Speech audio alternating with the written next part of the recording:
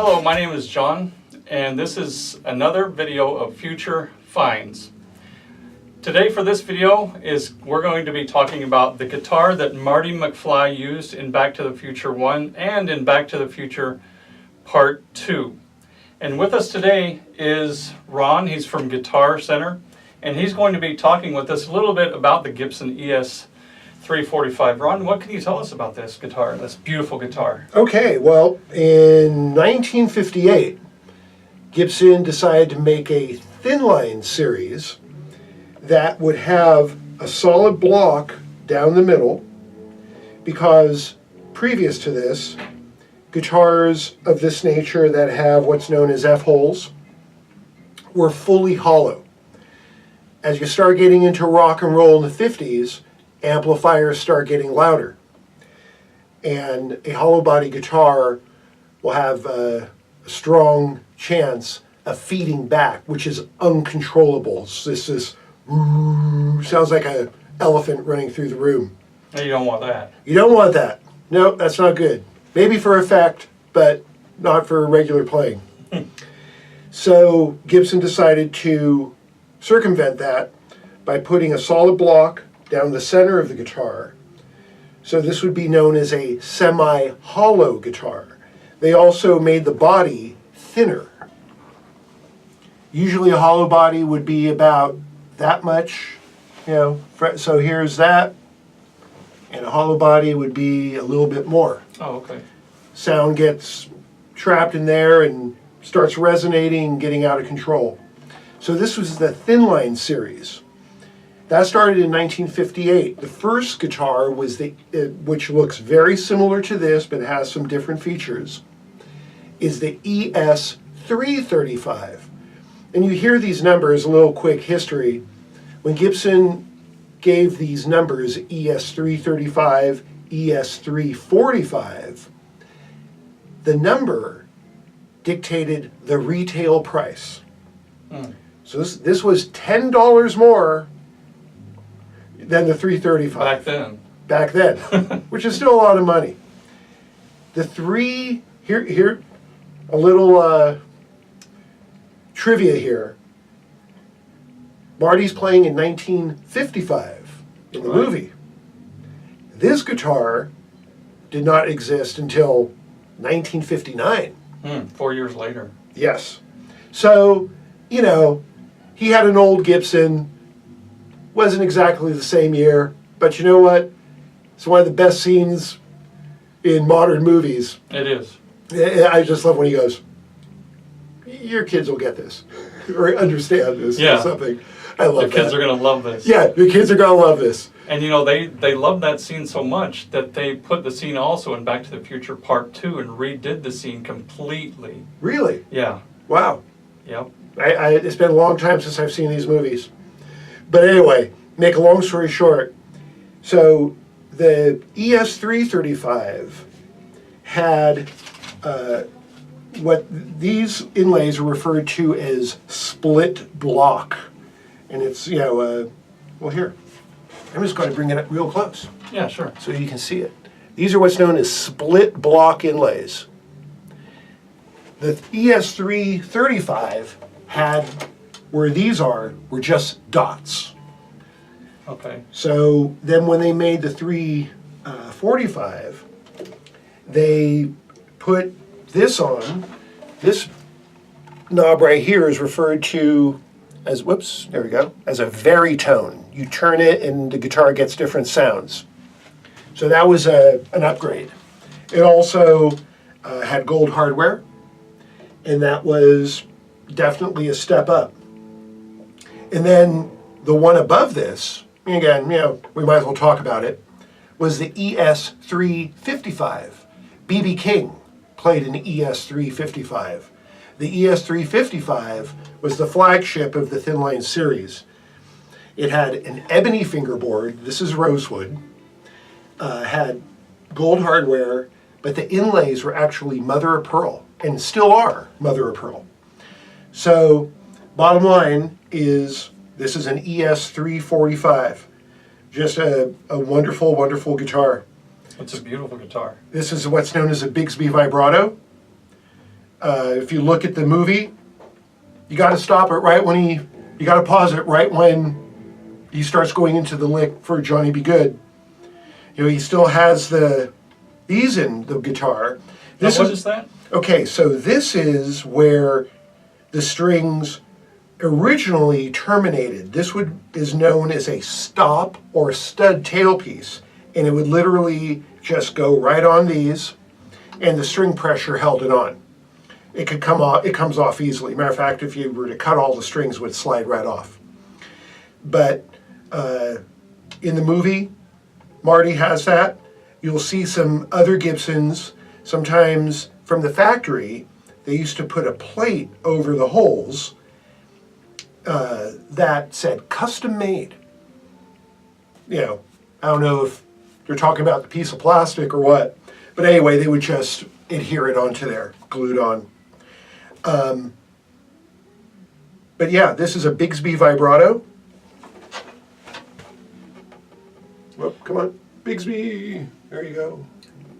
Now, Ron, as you know, that Bigsby right there that he's talking about, it did not come with this guitar. Now, normally, these guitars, they're pretty expensive. Yes. Gibson ES-345s. These are pretty expensive, and for the most part, these Bigsbys do not come with it, correct? Yes, it was an option. Okay. You could, if it was from the factory, you could order it or special order one, and then that's where you see the ones that have custom made with the little plate. Okay. Those usually came from the factory because that plate was from Gibson. But yeah, it was an add-on. You know, a Hemi engine in a truck, you know, versus the stock engine. Okay. Same type of thing. So those would be rarer, but a lot of people liked the Bigsby vibrato. They were popular at the time. It was the only vibrato that you could add on. You know, there wasn't anything else. Even back in 1959 when these came out? Yes. Okay. Yeah. People like vibrato. The Fender Stratocaster has a vibrato, and that was probably because Leo used to go visit Paul Bigsby. Leo from Fullerton, California. Paul Bigsby from Downey, California, who was an engineer who made all these contraptions. He made guitars. But I think Leo recognized the importance of a vibrato. And so when he made the Fender Stratocaster, he put a vibrato on it so he could compete. But, you know, bottom line is, you know, this is the guitar. This is the guitar. Yeah. Now these right here on each side, what is that for? It's, okay, so we have to back up to the 20s, 30s, when Gibson made just straight, previous to electric pickups, just straight hollow body guitars that had F-holes. So F-holes are found predominantly on jazz guitars, as compared to a straight acoustic guitar that has a round sound hole. So back in the day, guitar was, going back in the 30s, it was a rhythm instrument. You were in the background. The guitar was not an instrument that was in the forefront. It took Charlie Christian playing with Benny Goodman to really throw the electric guitar in the forefront of a band, you know, to where the guitar was doing solos. But that's also because Charlie Christian used one of the first Gibson electric hollow body guitars. So you could now hear the guitar, but the guitar was supposed to be just in the background. So these F-holes were where the sound came out. And Gibson decided to keep, these F-holes. It's kind of a design, in this instance, excuse me, they do serve a purpose, but the tone of this guitar, or an ES-335 or an ES-355, along with this, the ES-345, have a particular tone that is generated from the size of the body, the fact that it is semi-hollow. It's all part of it. So that's what these are. They're referred to as F-holes. Now, Ron, when you say ES, like ES-345, 330, 335, 355, what does the letters ES mean? ES means electric Spanish. Okay. So it was an electric Spanish guitar. They still use the designation of, guitars, made in Spain, or, kind of where guitars kind of come from, if you will. But yeah, electric Spanish. That's what it stands for. Now, lastly, this right here, Mm-hmm. for some people that may not even know what this is, what is that? And what is it used for? Okay, it's referred to as a pickguard. So when you're playing, if this wasn't here and you really started getting into it, you might scratch the finish of the guitar, if this was not here. So it's kind of ironic. So it's a pickguard, right? We want to protect the finish from the light pick scratches, but to put it on, you got to drill a hole and put a screw in. So it's pick your poison. You can have screw holes in your guitars to hold a pickguard, which they all had pickguards, or you could get one without and then scratch it. I would rather protect my guitar, especially this one. Sure. And I have seen some without it, and there's just wear right there. You can see the wear and tear and scratches on it. Yeah, it happens. Just one of those things. All right.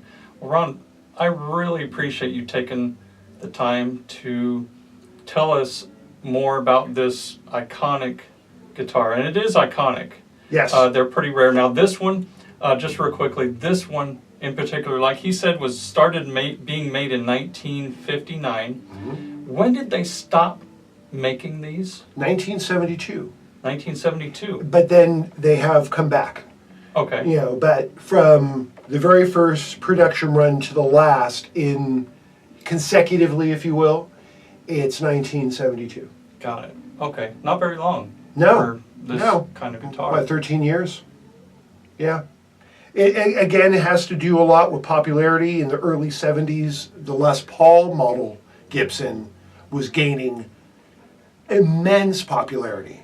Everyone wanted a Les Paul, and so with that, that's what became the driving force of Gibson. But people still desire these. They have a great sound. They're just wonderful guitars. They are. They're great guitars.